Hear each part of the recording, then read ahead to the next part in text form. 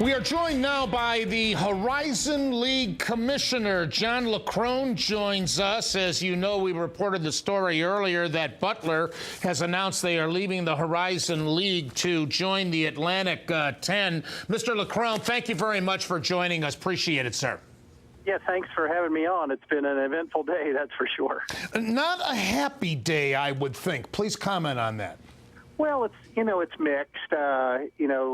Honestly, give you kind of a personal and a professional viewpoint. From a professional standpoint, life of the league, it represents a pretty interesting opportunity for us. More on the personal side, I've been in this business 35 years. I've been here with the Horizon for 20, and of course, it really was a great pleasure to watch a program like a Butler grow from where they were and the platform we provided them to back-to-back championship games in the NCAA. So that was exciting.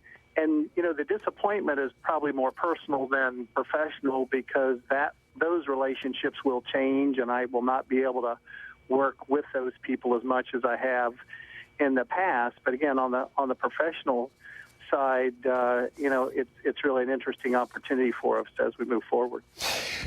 When I first saw the story, I was a little miffed. I mean, I've got a lot of respect for the Horizon League in basketball. We have Cleveland State here since Gary Waters has taken the reins. They're a very formidable team nationally that has fared well. Obviously, the Wake Forest example in the NCAA tournament. And, I look at the teams in the Atlantic 10, and I don't want to take anything away from them because they have some very good programs. But in a way, I just don't get Butler's thinking on this. Yeah, well, that's an interesting perspective. But if you take DSU, for example, that's one of the reasons I'm really excited. If you think about our league, a lot of people do think that, recently it's been a little bit Butler-centric. I don't view it that way. We've had tremendous coaches and a great program at CSU, really excited about Milwaukee. Detroit won our championship this year. And, over my history in 20 years, literally, look at the year Valpo had this year with their new coach, Bryce Drew, and Homer stepping aside.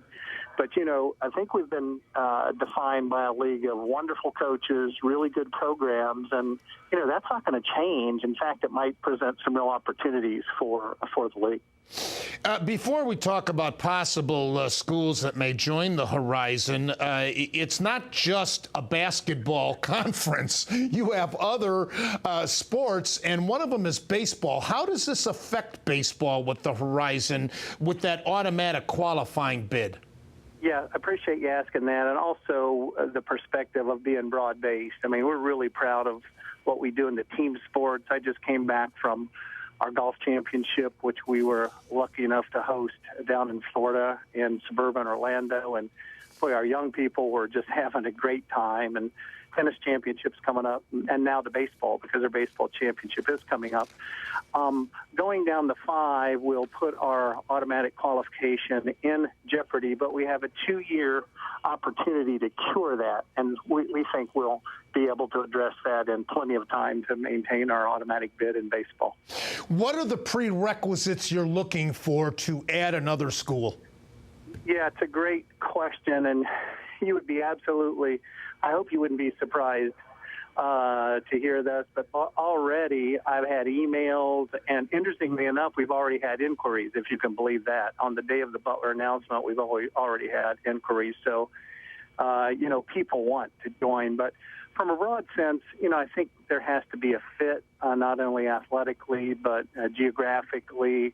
I think academic mission fit is important. We want to make sure we're aware of our public-private balance. That's always been important to us. And values are really important to us, commitment to a broad-based program, commitment to integrity and doing the right things the right way. And so it's a pretty broad list of attributes that we would be looking for, and I think we're going to have quite a list of schools that maybe fit that bill. And let's get back to basketball, if we may. It is a moneymaker for the Horizon League, obviously.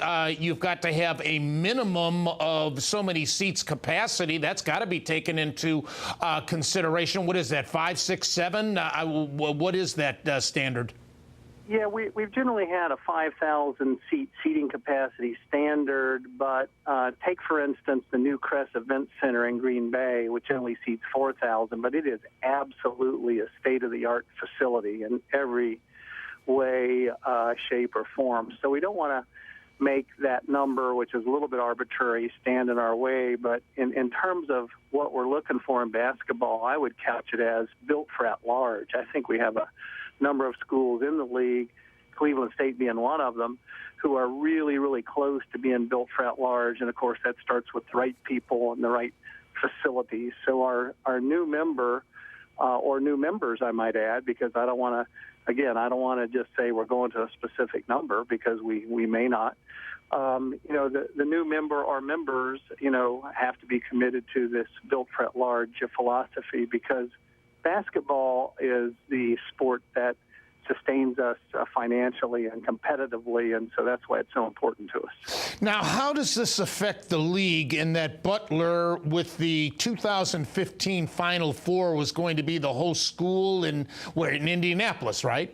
Yeah, really wouldn't impact it. Their league office will want to play a major role in that, and we've made that clear to the community. And, one of the values that I think defined us is always willing to collaborate. And right now, for the next few tournaments in Indianapolis, I think Butler has informed the NCAA that the NCAA has a rule that precludes host institutions from participating in their own hometown when they're hosting. So I think Butler has already informed the NCAA they wouldn't want to do that.